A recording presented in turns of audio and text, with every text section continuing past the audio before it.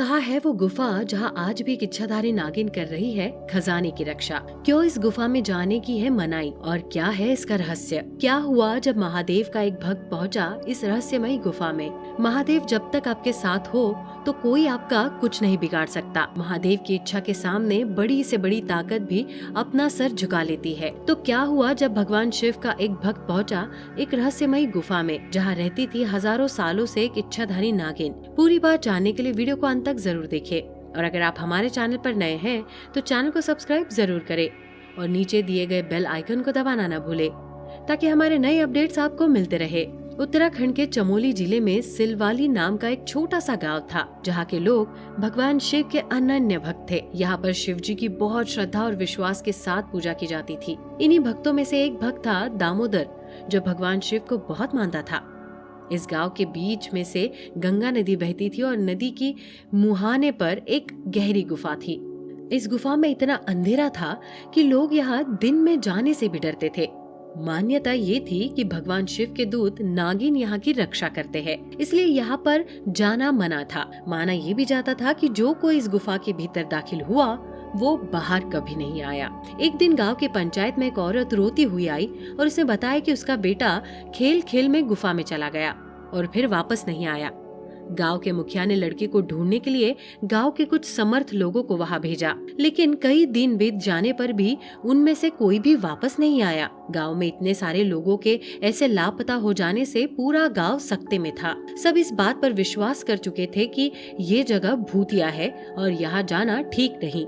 जब दामोदर को इस बात का पता चला तो उसने पंचायत के लोगों को कहा कि आप लोग महादेव के भक्त होते हुए भी भूत से डरते हैं। मुझे पूरा विश्वास है कि जब तक महादेव की कृपा रहेगी तब तक हमारा कोई कुछ भी नहीं बिगाड़ पाएगा। दामोदर ने बहुत समझा बुझा कर गाँव वालों को इस बात के लिए राजी किया कि वो उसे इस गुफा में जाने की अनुमति दे। अनुमति पाकर दामोदर तुरंत उस गुफा की तरफ निकल गया। उसने गुफा में प्रवेश करने से पहले महादेव को मन ही मन याद किया और उनका नाम जपते हुए ही अंदर दाखिल हुआ।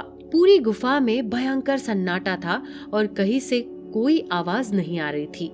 बहुत अंदर जाकर एक जगह उसके पास ठहर गया। उसने जब फोन की लाइट जलाकर देखा तो उसे अपने सभी साथी बेहोश मिले। दामोदर ने सबको जगाने की कोशिश की पर किसी का कोई जवाब नहीं आया। तभी दामोदर को महसूस हुआ कि कहीं से किसी के फुसफुसाने की आवाज आ रही है। दामोदर जब उस आवाज की दिशा में गया तो जो देखा उसे सकते में पड़ गया। गुफा के कोने में धन दौलत का अंबार लगा था, पर दामोदर को धन दौलत का कोई लालच नहीं था। वो बिना कुछ लिए ही वापस अपने साथियों के पास जाने लगा, पर उसे एहसास हुआ कि किसी ने उसके पैरों को जकड़ लिया है।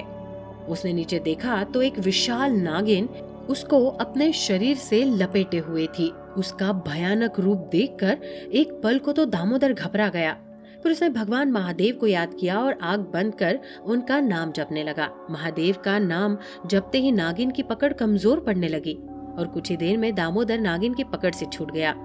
नागिन ने तुरंत एक स्त्री का रूप ले लिया और दामोदर से पूछा कि क्या तुमको अपनी मौत का डर नहीं लगता?